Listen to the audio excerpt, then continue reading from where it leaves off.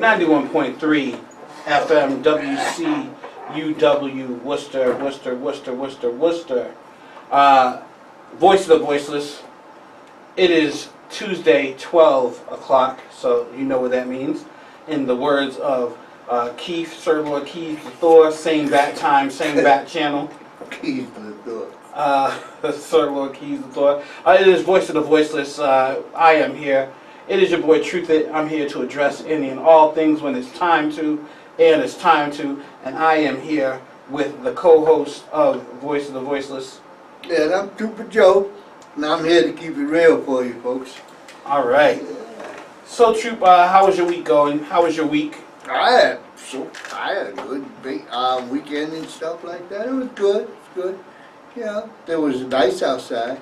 I didn't end up outside too much, though. I went to the gym. I was inside, but it was still nice outside. Yep.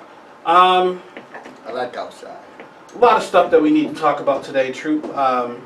You know what? I forget that a whole week goes by. So there's like a lot of news headlines that seem old to me, but we never had a chance to talk about on Voice of the Voiceless that we need to cover.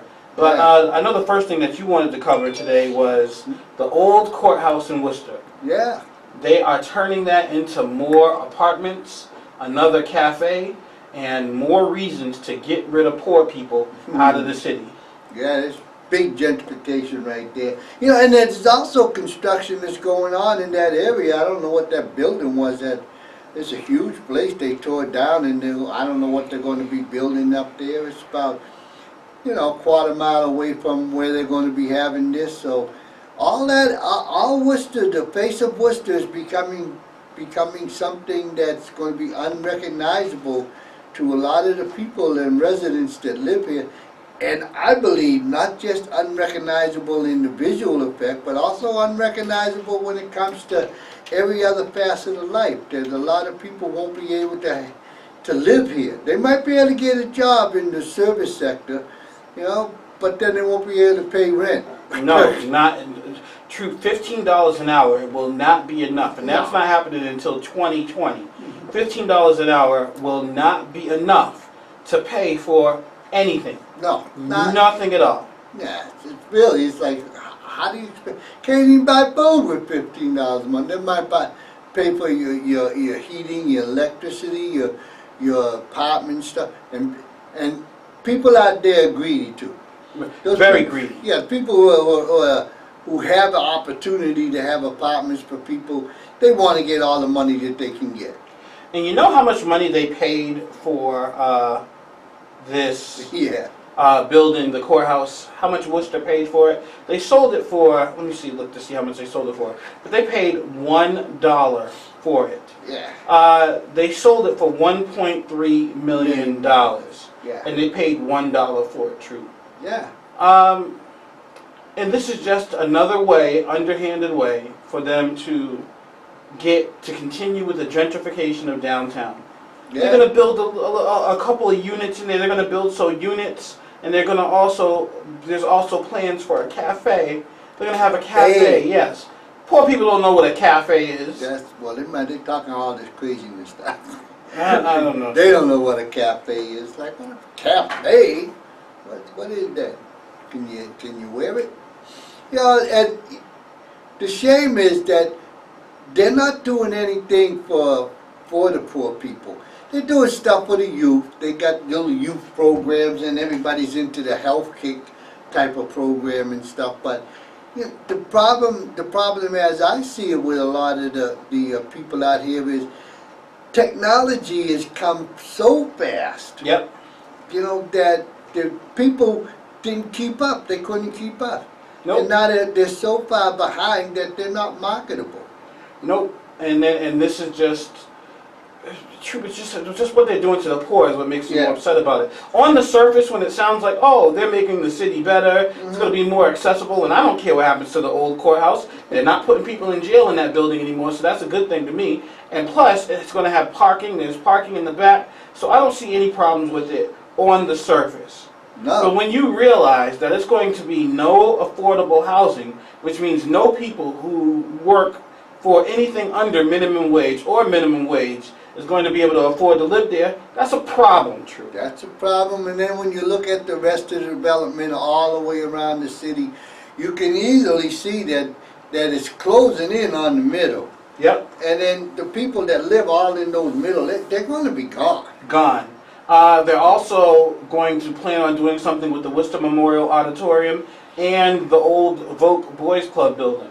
So this is just the beginning of what they plan on doing, true. But yeah, and it's pretty sad. And people, while you're out there, it's still not too late for you to find out something that you really like to do and then start to do that. You know, Yep. because if you just sit around and hope that you can find a job in something that you used to do, most of those used to do's are gone.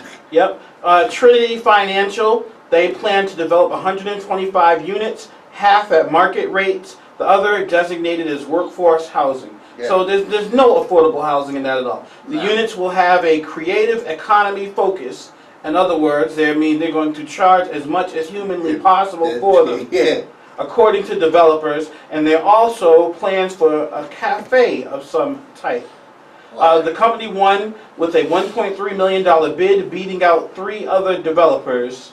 The project is expected to cost $53 million, financed mostly with historic tax credits. So they're not even really paying out of pocket for it. Nah. It's just tax credits that they've had sitting around. Yeah, and there's plenty of places in Worcester right now for this development to take hold, and for another 5 or so years, people can still be living lives. But then 5 years come so quickly. It's like, what happened? Yep. Where am I going to go? What am I going to eat? There's nothing for me to do. And you know whose fault it's going to be that this happens and they all get kicked out? Yeah. It's going to be their fault. It's going to be the poor people's fault. Yeah. Listen, I get it. You're poor.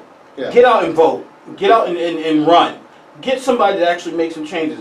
How long are we supposed to be telling y'all that gentrification is coming? It's almost like the British are coming. The British are coming. If you want to sit and still cook out on the grill while the British are coming, then whatever happens when they come, it's your fault. That's your fault. It's the same thing. It's the same, like, the social justice warriors. We were talking about this earlier, me and you. Social justice warriors. It's like, I get it. You want to get out, you want to protest, but then when I say, okay, who's going to run? Or what are we going to do to run? Every excuse in the world. Yeah. Oh no, well, it's only if we get one person in office, how are they going to be able to deal with 11 other people? It's a start. How about we get one person in office and they get 2 in the next time, and then 3 in the third time? There's no instant fix, but that doesn't mean you shouldn't try. And if you can get one dynamic person in office who's not afraid to stand up and bring your issues to the forefront, then that's powerful. Right.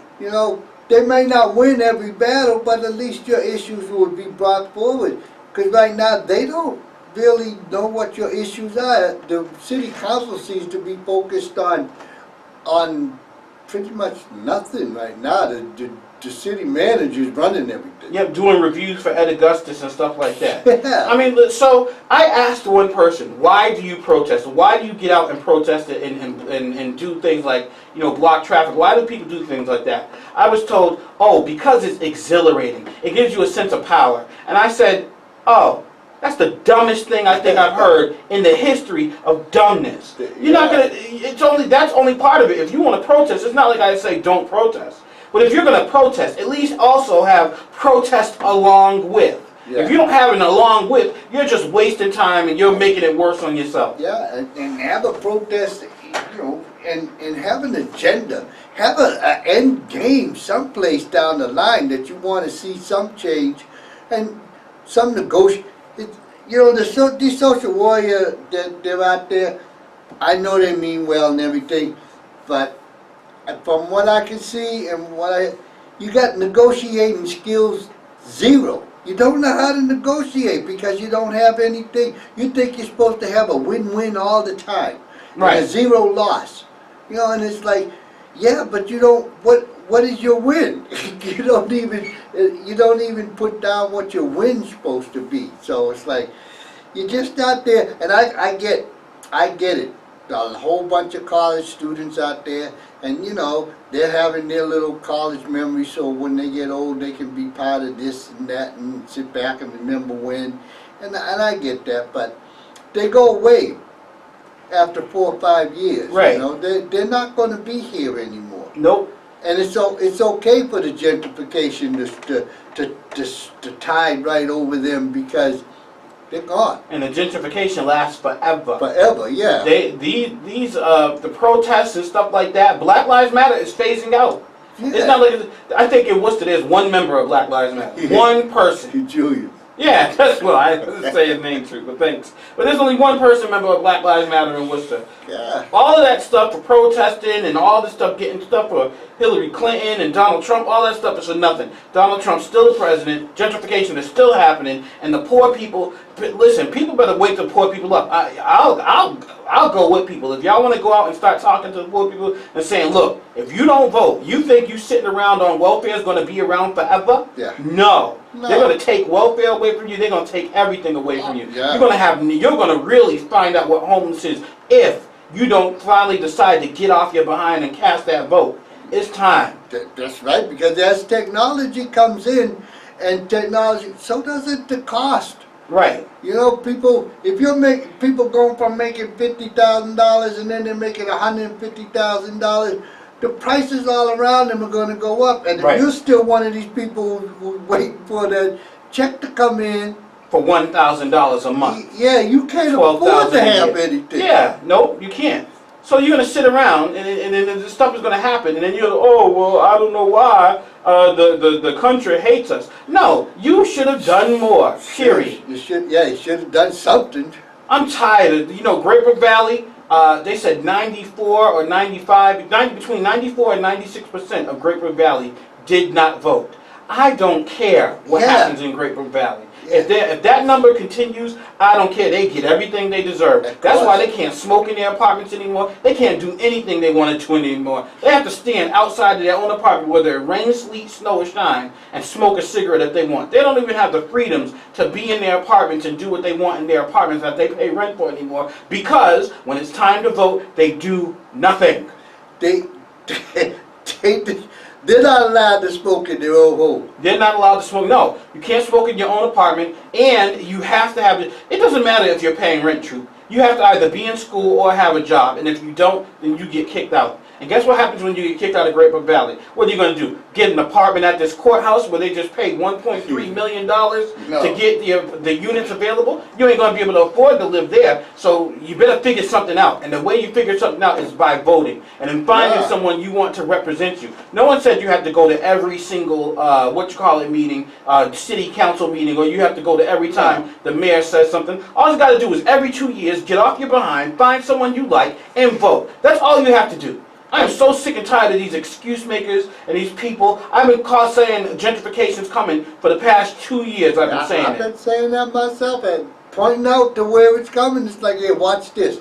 Oh, you saw the building go down? Yep. Look what they put up. Something you can't go to. Yep. They blocking off the street because you can't walk down that street now because you don't have an ID card from the school. Yep. Another thing that what you told me earlier today too, Troop, is the college students. Yeah. Oh, y'all keep relying on these college students to do all your dirty work, because when school's out, they go home. They go back to Saugus. They go back to other places out in the rural areas where they Connecticut, where they living with their parents, and their parents are making all that money. So, and you still sitting here. The poor is going to be here regardless. They don't have no place to go for the summer. They're going to sit here and be homeless while you're worried about college kids fighting your battles and stuff like that. I get it. I appreciate the college kids and their social justice awareness, and they want to do everything. But you can't just sit on your behind smoking your cigarettes outside because you can't smoke them inside anymore, waiting for something to happen. You better get off your behind, and you better get something popping soon, or else you're going to be homeless. That's crazy that you can't smoke in your house. You cannot. No cigarette. You cannot smoke inside because they said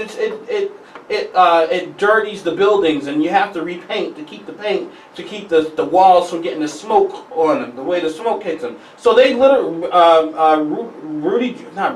Giuliani, Romano, I think his name is Ray Romano or something like that, or Mariano, whatever his name is.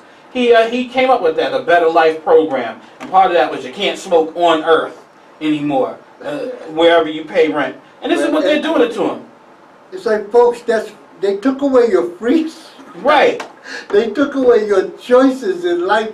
You know, I'm not advocating for smoking or drinking and all these things like Nope. this, but you were given choice through God. Yep. You know, they just took it away. Yep. Told you if you want to live in these apartments, you're going to have to do what we say. You're going to have to That's either be crazy. in school or be in working. And every member of your house that's over, I believe, 18 or something like that, has to be in either school or working. You can't just be not working and being able to live there. And I don't care if it's because it's affordable housing or not. Even people who are working can't afford affordable housing. So then when you get this job and you start working and you start working minimum wage, which is like $10 or $11 right now. Yeah, that's the problem. Yep. And then guess what happens to your welfare that you're getting? Oh, you're making $11 an hour? We're taking away your food. So now your $11 an hour is going to barely being able to survive on anything. And then you can't come home and smoke. You don't have insurance or any of those Nothing. things like that there. That system like that has been wrong for a long time. Yep. You know, they take advantage of that system. And good for them. I'm glad it's been like that a long time. You know why? Because people had a chance to put people in office to change the system, and they don't. They sit on their behinds talking about, yo, how stressful life is, son. I can't do it. Well, then you need to do something then. If you don't like the way things are, do something. And then, you know, the politicians that are running for the city councils and the school committees too, they're running on friendship things. They're not running on issues and policies. They're running on not even just all friendships. They're running on, if you're in this camp over here, then you gotta vote for me. Right. You know? Or if you're in this camp, you gotta vote for this person and stuff. It's like, well, what's the issue? What are you gonna give me? Nothing, but they're gonna give you less or nothing. Yep. All right, so you're giving me 0 and they're giving me a negative. So Right. yeah, this is just crazy. Oh. It's really kind of embarrassing to think that people really allow themselves to give up their freedoms. All right, Troop, I think we have a call. Okay. Oh, I guess this is not working. Yes, caller. Not there? Nope, not there. It's not. It didn't work out the right way it's supposed to. But you know, call back, caller, and we'll try to get your call in there. Yeah. And anybody else, we'll take all your calls, all your suggestions on how do we improve the city for the people that actually live in the city. You know, and not just for the aesthetic look of the city and the financial gains of people who don't live here. How does one go about making a city a place where people can feel home? You know? Hello. Do we got one? I'll sing while we're Yes. Lady and the world. We are on Main Street. What's the address here, Troop? Caller is calling and asking for the address. Oh, I know the address. It's WCUW. Yeah, It's a big red sign. Yeah, it's a big awning on the building when you drive by. Right. If you've driven, if you're coming from downtown and you've gone to It's right near Clark. Clark University, you've gone too far. It's right before Clark University. Yeah, right at the periphery of Clark University. Let me look and find out. But go ahead, Troop. Let me find out what's going on with these people, and you go ahead and continue to talk about the beautiful thing that's called redlining and gentrification. The beautiful redlining and gentrification. Yeah, it's you know, it's not a joke, folks. It's not a joke, and it's so subtle, but it's so bold in the end that you know you just come to find out that your way of existence is not going to be there for you. You know, it's going to be taken away, and you'll have to move to another place, and then that other place will be receiving gentrification too. Yeah, we got people coming at the door. The door is locked. Yeah. So I would suggest, you know, what was I going to say? This morning I was reading in the journal about how people go about trying to get job applications and stuff, and the process that they use now for job applications. They get 3 interviews before they actually saw a person. They have to talk to this computer, fill out this survey, then they have to fill out this other thing that that has something. Then they have to take this test to see if they're worthy people. Do they have any kind of skills offering for the job that they're applying for? You know, and they go through all these type of steps to apply for a job before they actually see somebody else. You know? Oh. Which is kind of ridiculous, you know. Well, true. You know, like I was saying. But you know, they can do that because the people, there's a huge amount of jobs out there, and the sad part about it is the American people who live in those areas can't do them. You know, this is sad. Right. You know, they're not qualified to do the work. That's what's going to happen in Worcester. There's going to be lots of jobs, and the Worcester itself, the structure of Worcester is going to pump it up and say, we're bringing in jobs for the people and all this stuff. And that's true. They can say that. We're bringing in jobs for the people, but the people can't do the work. Not because they're not qualified and they're not skilled in those areas, because one, they didn't know the areas existed. Mm-hmm. Oh, you know who's going to be able to get those jobs, Troop? Them same college kids that is fighting for these freedoms are going to be the ones to benefit from this more than anything else. Yeah, those social warriors they'll be the ones that be able to get those jobs. And most of the jobs that they'll get to will be the entry-level jobs and stuff, and they'll work for 3-5 years and get established in some kind of credentialing. And then they'll move on to another city, and then a whole new group will come in and stuff from the schools, because they won't be social warriors anymore. They'll actually be academic people and intelligentsia and going into this city. Because all these other people that they're doing this stuff for, you'll be gone. You'll be gone. You'll be non-existent. There's no place for you to be. You know, even if you're receiving any kind of aid, you'll still be gone. They won't want you around. Right. Because they seem to be wanting to make this city into a city where people are able to walk. You know, they got all these things so you can walk over here to all the restaurants, and then people need to feel safe. You can walk down here to all the theater districts and everything, so people need to feel safe. And you can walk to your employment and stuff like that. They're making these gated communities without gates, except that now they're big. They encompass the whole thing. So, you know, you feel like it's a great day. I'm going to, you know, go down to Elm Park and sit around and everything. And Elm Park used to be great for people to go down there and sit around and communicate, but Elm Park is turning into what? They got an art festival, art in the park, and all these things. They have summer rock and roll band that really doesn't fit the neighborhood. Nope, not at all. No, you know, but it's in there. Obviously, they're going to have to get rid of the neighborhood to fit the music. You know, so all this entertainment that's in there, it's a draw for the people who want to work and live in the new Worcester. And that's just what it'll be. It'll be a new Worcester. Hey, Patrick Lee of Trinity Financial, who bought the building, is a brother. That's at least one bright spot, a dark spot. That's at least one spot. Yeah, gentrification don't have a color except green. Yep, green. Or gold or silver, whatever it wants to be. And this is what Ed Augustus said. He said, this apartment building will set the stage for the return of retail, the lagging indicator. What does that mean, Truth? I don't know why he's talking about return of retail. Retail ain't gonna be coming back this way, unless you're talking about retail for technology and building computer type of things and stuff like that. I don't know what he means by retail. All they got is apartments and hotels. What are they supposed to buy? What are people going to be buying?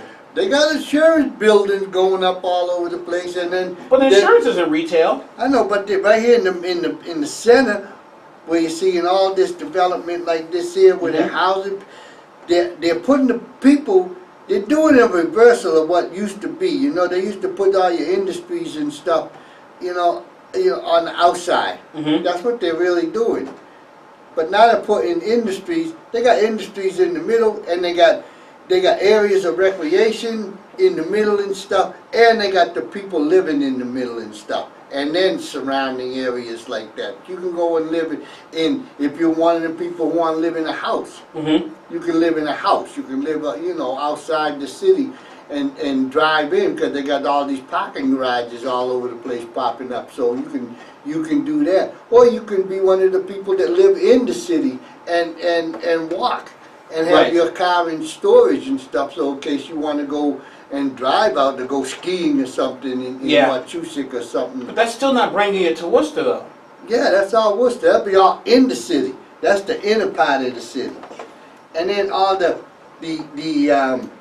gonna branch like Main South and stuff like Yep. this here. Not Main South, but going down towards where I used to fence. I don't even know what you call that. Webster Square or something yeah, like Webster that. Then Square. go further out. Up by there. South High. Yeah, still Worcester. Yep, still all Worcester. the industry, all that place out there, still Worcester, and that's where I saw lots and lots of factories out that way and Mm-hmm. stuff like that. Lots of industry out that way.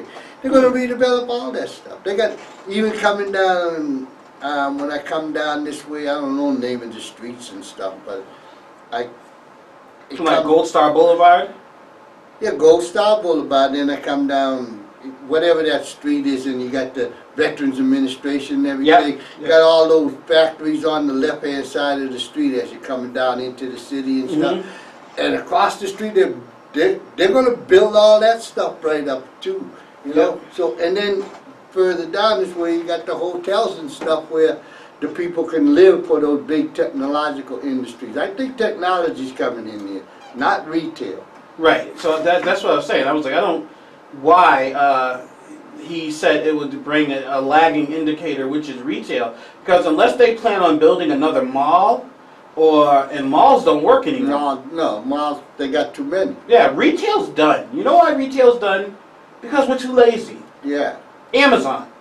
yeah. Why would you go out to a store to go buy stuff when you can just order it online and they bring it right to your doorstep? Yeah, and with the onset of drones and stuff, they can call you, have somebody say, okay, I'm going to be delivering the package by the drone at between 1 and 10 past 1. Yep. See, yeah, Home. that's what I need, because someone stole a package of mine. It's true. I'm still mad Yeah. about it. I could hurt somebody. Someone stole from me. I don't Yeah, like they'll it. have drones, they're going to have self-driving cars, but they're going to hurt. Avis has now got the cotton. See, this is, folks, you got to listen to all the things when you hear, self-driving cars, that ain't really going to take effect. Avis has now got the contract to service the self-driving cars. Mm-hmm. So it's like, it's a done deal. It's been a done deal. They're coming. Right. And when you're talking about poor people, they have no idea what we're talking about Yeah, it's at like- all. Yeah, and when the self-driving car comes, one of the industries that's going to disappear is taxi cabs. Yep. All that little Uber stuff you're doing like that, a lot of that's going to disappear. And truck drivers, local truck driver delivery stuff, they all disappear. Yep. It's like those things are going to make it disappear. And we've seen it before with the typewriter. Right. Right. So, in other words, this is a warning to all of you who are who are living in poor areas and who thinks that, it can't get any worse. Trust me, if you don't get up and you don't vote and you don't go out and do something for your city, best believe it is definitely going to get worse. Oh yeah, and quickly. See that's I think is the key part about the whole thing is the speed that it's going to happen. Because a lot of people are starting from ground zero. Right. Because it came in so fast and just washed all over everybody. This technology, it was just like yesterday. Everybody was talking. I got my little flip phone. Mm-hmm. Now nobody got a phone. They got this is my little computer right here. Yep, that's right. True, sometimes I And lay it on my... takes calls. Do you know, like, last night I was laying on my bed with my phone in my hand, and I said, maybe I should do something on my computer. I said, nah, forget about it, I'll just do it on my phone. Do it on my phone. Right, yeah. you could do everything on your phone. You could do word processing, you could do a resume on your cell phone now. You don't need your computer anyway, I don't know. And you could have counselors on your phone. Yeah, You counselors. could go to You're telling me about therapy. that. on your phone. What's up with that, folks? Oh, they're going to need it because they're not going to have a home, so all they'll have to their name is their phones, Yeah. so they can go into therapy on their phones. That's a it's $1 billion industry of therapy on poor people and everything. Here, you just pay this money. It ain't much money, and you can have access to a therapist. On a cell phone. On your cell phone. Are you silly? Why don't you just go next door to your neighbor's house, have a cup of tea, and talk to them? Right. Right. Or even have a beer or smoke a joint because it's going to be legal. Oh, smoking a joint, troop. Well, we talked about that earlier today too. Smoking a joint. Yeah. First off, we have people who are doing drugs that are killing their children. Oh, yeah. People who are leaving their children at home alone because they want to go out and get high and find a way to get crack cocaine or whatever. The baby dies. And then the baby dies, and then they put them in trash bags and they leave them laying around. And what do? We legalize marijuana. Yeah. Now, I understand the argument for legalizing marijuana to where you want your, your loved ones, people who went to jail sentences should not be that tough for marijuana. I understand all that. I do understand it. And that's gone. Right. But, well, no, a lot of people who are still in jail for marijuana are still in jail doing their time for their marijuana, which I think is ridiculous, especially if it's legal now. Yeah, I think a lot of those people, it was an add-on, but the penalty was so harsh that you robbed a store, so you got so many years for robbing the store, but you robbed the store and you had marijuana in your pocket, so they added on 10 years. Yeah. Oh, yeah. So that 10 years should be taken away. Well, one of those cases of when the parents went and got high, and we don't know what happened, but a man convicted of second-degree murder in the killing of Baby Doe, a.k.a. Bella Bond. A man was convicted Monday of murder in the death of 2-year-old girl who became known as Baby Doe after her remains washed up on the shore of a Boston Harbor island. Michael McCarthy was charged in the 2015 killing of Bella Bond, his girlfriend's daughter. A computer-generated image of the girl was shared by millions of people on social media after she was dubbed Baby Doe by authorities trying to determine her identity. The widely shared image showed chubby-cheeked, brown-eyed girl. Her body was found inside a trash can on Deer Island in Winthrop, Mass. In June 2015 by a woman walking a dog. The jury had been deliberating in McCarthy's case since June 20th. It found him guilty of second-degree murder. I wish he was found not guilty. I wish he was found and give some extra special sauce on that guilty. Nope. The mother, listen, when it comes to children, the mother is the protector. The mother is the, you know why? Because the mother's going to get off with time served. That's wrong. Very wrong. People should be in jail. I mean, just certain crimes that just shouldn't even be allowed to exist. Killing babies is one of them. And allowing your child to be killed by your boyfriend, she deserves to be stoned. It just goes without saying. It's like, come on. I understand just how hard it is to be a junkie and stuff like that. I lost a son to the drugs and lost an ex-wife to the drugs, lost a sister to the drugs. Know all about drugs.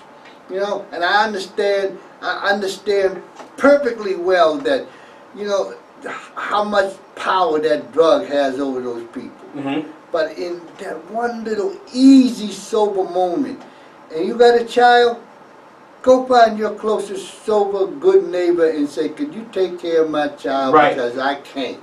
Right. In that one moment. Don't just think that you can do stuff and it's a demon and they kill it. Come on, man. And it wasn't even his child, it was her child. Child. And you know what makes it worse and more disgusting was it's not like he killed the baby and she went to the police and said, he killed my baby or anything like that. No, she lied. She lied to the landlord. She lied to the child's father. She lied to everybody about the whereabouts of the kids, and I think she has more to do with it than what she's leading on. And for them to just convict him, right? For them to convict him and then her just get time served. Yeah, I think that she was more engaged in that, not in the aftermath. I think that she was well aware of what happened, and I don't know if she did it or not, or was involved in it or not. But I do know that in this society, everybody feels bad for her. It's like I don't feel bad for her. I don't either. It's like there's a life that'll never won't be given an opportunity to make mistakes, even if you want to walk down that thing. But it's a life that was robbed of an opportunity to live. Yep. You know, and that's just wrong. That was a young baby, ain't did nothing, and nobody didn't ask to be born in the junkie family. Didn't ask anything. You know, and now it's gone. And the mother's gonna walk, and you know, and people be feeling bad for the mothers. Like, no, this mother's guilty as hell. Yeah, and she. You know what? They delayed her sentencing because they wanted. There's no beds available for her rehab. Yeah. So they're worried about her rehab while she just took part in concealing the death of a child. At very worst, she'll be rehab. Give it 20 years, 20 plus years. She'll get all the rehab she wants in jail. It's like, and sorry, lady, you work for that, and you should be in jail, and you should. Every day of your life, you should be feeling bad and guilty because you took away your life, your daughter's life on this planet. I have no sympathy for people like that. So now the guy, the boyfriend, they wanted to charge him with they charged him with first-degree murder, but they said, oh, you can find him guilty of second-degree murder and involuntary manslaughter too. So they decided to go back to second-degree murder because they couldn't agree on first-degree murder. It's like, stop. Why everybody want to be nice? Right. It's like, come on. This guy wasn't nice. This girl wasn't nice when they killed that baby. That's not nice. Why does everybody got to be nice? The boy's guilty as hell. Lock him up. He's going to get out of jail 15 years. He's even going to probably get out of jail 8 years. He's not going to be in jail really long enough for it to make a difference. Mm-hmm. And I think as part of the rehabilitation, you have to be on some sort of birth control while you're trying to rehabilitate. And if they find out that you did, they should be something true. They should do something so that these people who have these substance abuse problems don't keep coming up with kids and then abusing these kids and giving these kids these tough lives. Well, I agree they should be, but I think with the substance abuse thing like this, the people that's in control of this war on drugs, and you ain't gonna beat that drug. Nope. You ain't gonna beat. The only one that's gonna beat that drug is the person that's battling it themselves. They're the only one that can beat that drug. Right. You can assist a little bit, but you can't even assist a little bit. There's no guarantees on your counseling, on your therapy, on your medication that you get. There's no guarantees on that. If they don't want to stop, they're not going to. And even if they stop for a little bit, there's always the possibility of them going back. So what should we do? That's the truth. Right, and I get it, I believe it. But what should we do? Shoot him, stone him. Shooting bullets cost money, truth. Bullets cost money. I mean, the NRA should not exist because everybody should just have rocks. If everybody had rocks, there wouldn't be any problems. But all right, truth. So then there's that. So you say, well, we're going. That's the whole question. You can't. There's no glory on the side of the administration. Just everybody just trying to do the right thing by these people that have substance abuse problems and stuff. There's no glory in that. You know, you can't intellectualize it away. You can't even do anything to it to go away. It's on the person. You can assist, and that's what you got to do. But if you're not assisting, if you think, we'll put them in a program. All right, put them in a program. They get clean for this amount of time, but their life hasn't changed. Right. All their life is still their life. Eventually, the sadness is going to overwhelm them, and then they're back to where they started again. Then you got to repeat the cycle again, and again, and again, and again. As many times as it's going to take till either the person decides within themselves they're going to have enough courage to take it on and defeat it themselves with your help, or they die. And they know that. And we're leaning towards letting them die. Well, they're going to have a place where they can go shoot up in safety. It's called, here, come in here and you can die. That way we don't have to find you and you're not, your carcass isn't stinking up the street. Yep. You know? So we legalized marijuana, and now we're giving them places for them to legally shoot up or do whatever drugs they feel like doing. True. This is the state of our country. I don't know who thought this was a good idea, but this is why we need to get out and vote and make some changes. Exactly. You got to get out and vote and make some changes, and then you got to have some people that you vote in that's going to listen to what you're saying.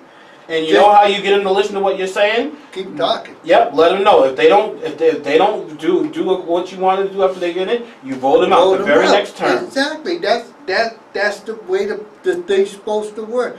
Because the politician now. It's so that they think that they're, because now okay, you're elected to the city council. Oh, I'm a city councilor now. Oh boy, my IQ just went 500% higher now. I'm smart. Mm-hmm. You weren't smart yesterday. Oh, but now you're smart, so you think that because you're the city councilor, now you're smart enough to be able to judge what's right and wrong for all these people. Right. Don't work like that. You're still stupid. Still. You know? So, alright, Tree, so... Yeah, I mean, it's like, you might mean well, but they don't even, most of them don't even mean well now. It's almost like a job of status. Yep.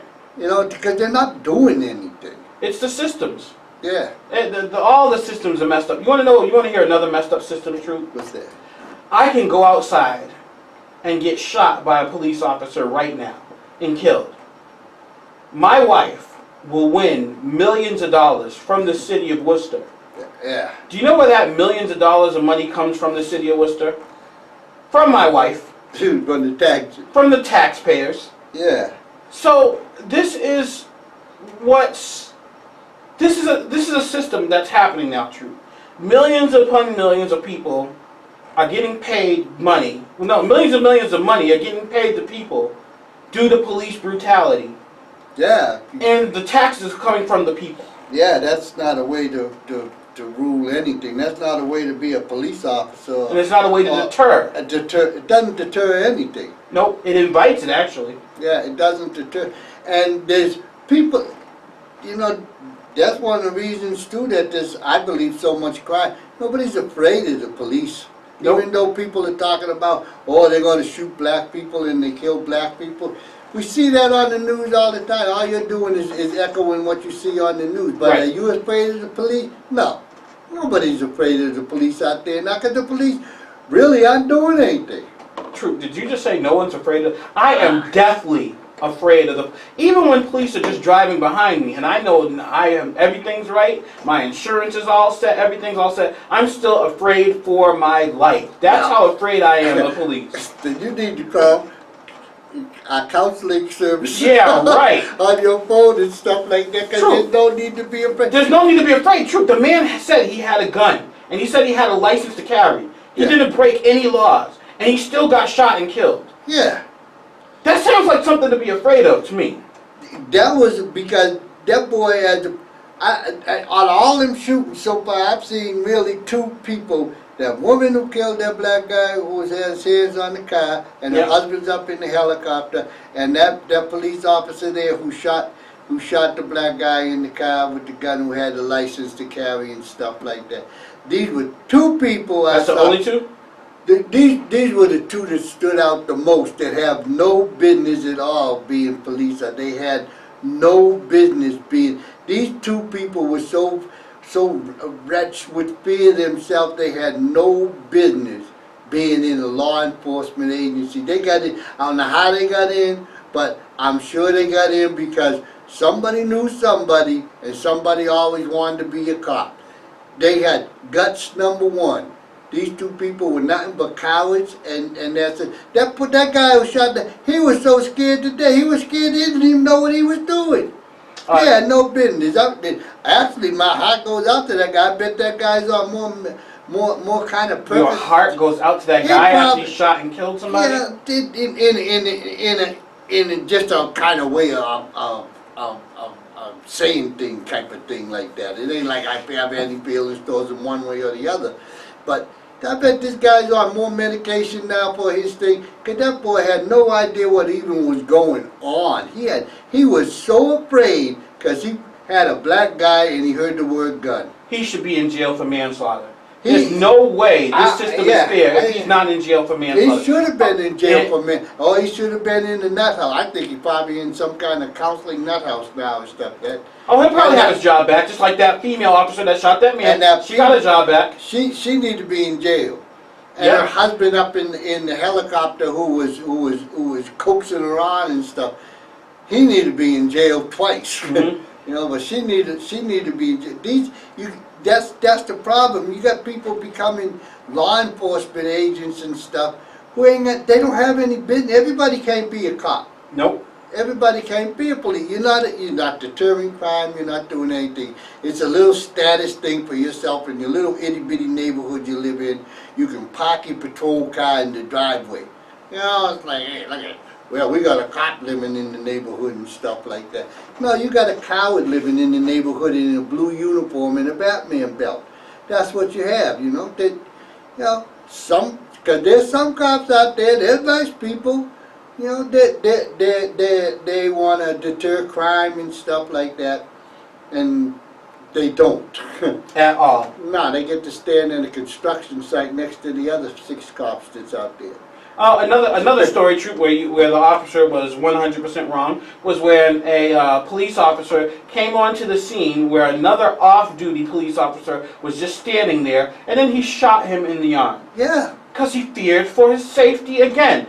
Fearing for my safety should not be some sort of built-in excuse to go on and shooting black people. That's shooting anybody. But, you know, especially black people by white police officers, there's such innate fear by white people that black people are going to hurt them. And I don't understand it, Troop. You know, like, how much not more... everybody, not all, but, you know, that guy was obviously used Johnny come lately on the scene, and there's already 2 cops that were already there, and you shot the guy. It's like, what do you think, you're a superhero or something? Right. And bad things don't happen till you get on the scene. He got no business being a cop. He's useless. At all. He's dangerous, not useless. You know, it's like, please. If he's just standing there, and the officer's standing there, and two other police officers are standing there, and nothing's going on, and the guy's already standing there, and he's holding his gun in his hand, as he should be, and they just come and shoot him. Yeah. That's a problem. But Troop, still another problem is, right, but you want to know what the worst part about it is that he won't be held accountable. A problem too is that this country doesn't look at things fairly. You know that the Capitol, the shooting there with the baseball practice and stuff, and all the Capitol Police and how getting all this praise and all this stuff. Yep. That was because of one black Capitol Police officer woman. Yep. It's like, but nobody sees her face. Right. Nobody hears her name. They just hear now the Capitol Police, how great and heroic they are, and they take their job. No, it was really one black female. Right. You know, Capitol Police officer. She should be a police officer. That's a police officer. She did what she's supposed to do. She did what she was trained to do because she loved her job so much. She ain't doing it to protect them people. This is her job. She brought down. Right. You know, and she took care of business. And all the glory and all the credit goes to the Capitol Police, and hardly any people in this country know that the thing was that all those little people that was lives were saved and spared, all those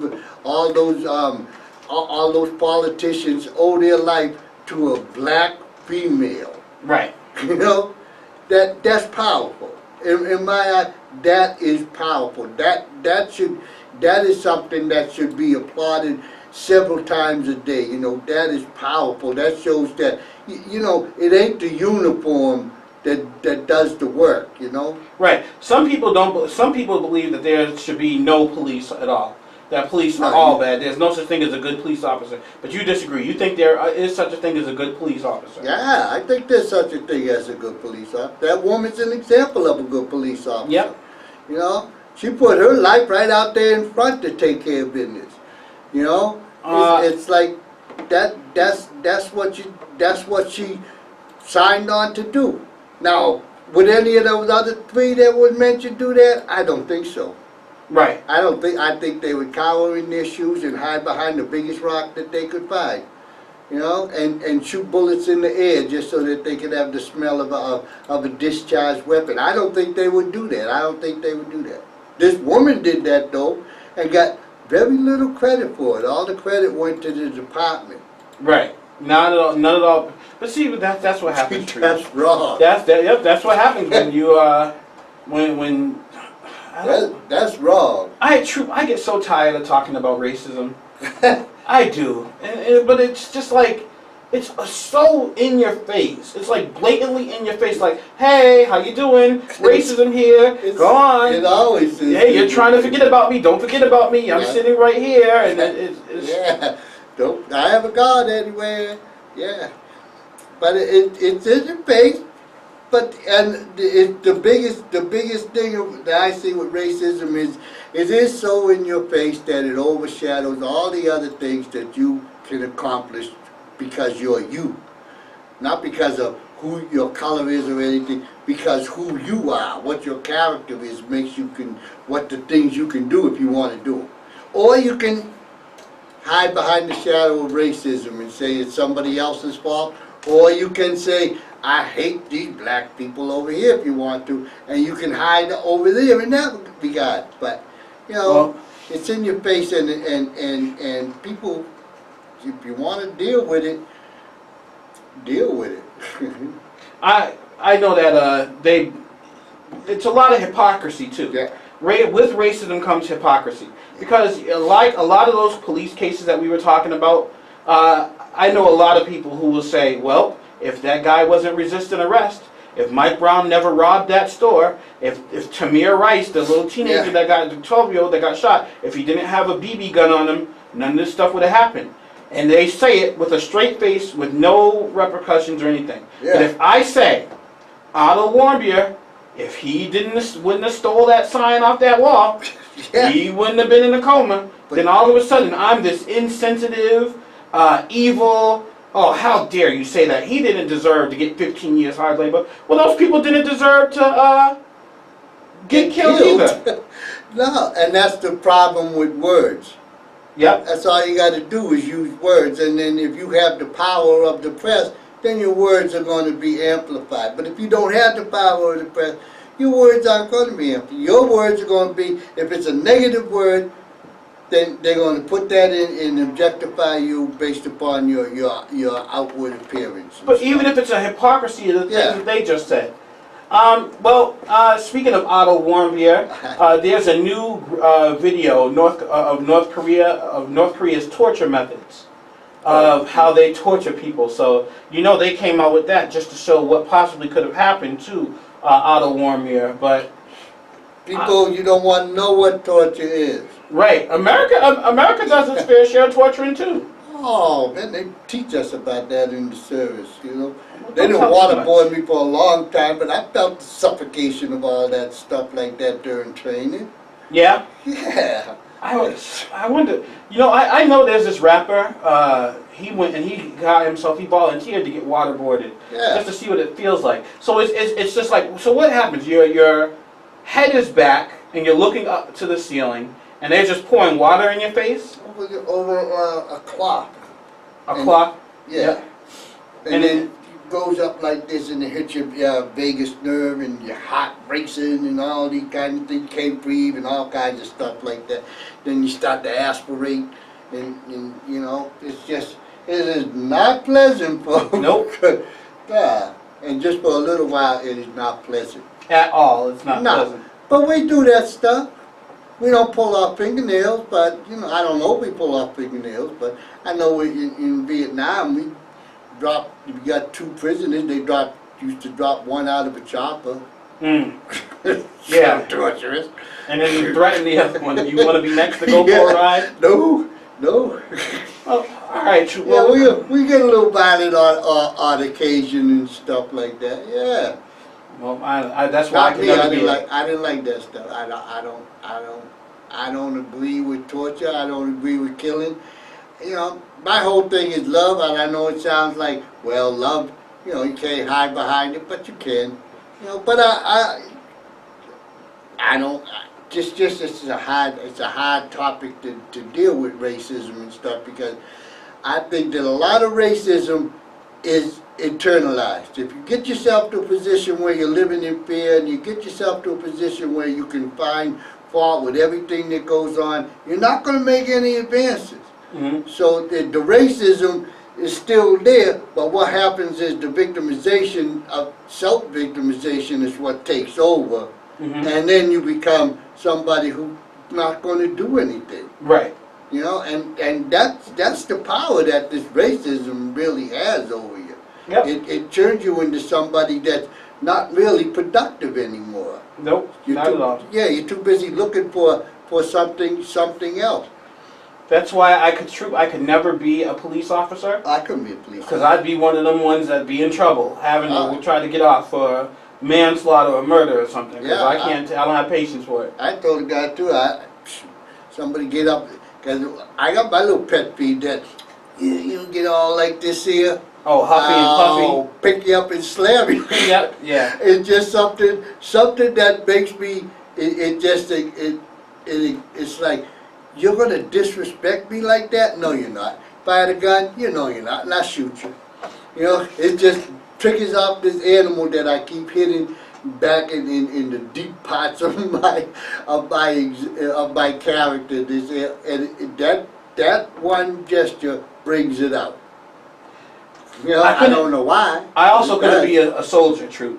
I'd be a soldier. I was a soldier for lots of years. Yeah, I can't kill. I can't kill. Killing is not I don't like thing. killing either. I hate killing. Well, that seems to be one of the things that's a requirement for some soldiers. Yeah. So there's certain types of soldiers that I couldn't be. Yeah, but like in Nam, I was part of hunter-killer teams, but my job was mostly hunting. Well, all right, Troop. It's 12. It's 12:59. We got about a minute left. I'm gonna say a shout out to my lovely bride, and I'm gonna say a shout out to my 2 scientists, 1 actor, both they're all the same. My 2 scientists, Mason and Max. Mason the scientist, and Max the actor. All right. I'd like to give a special shout outs to my wife and my family. My wife is about to embark on a new chapter in life as she's preparing to go to school. There you go. So school shall be happening for her. I'm excited for her, and she's excited too, True. We're trying to get... It's weird that we're such adults, and we're still working on trying to get our lives together, but hey, better late than never. It ain't better. It's always...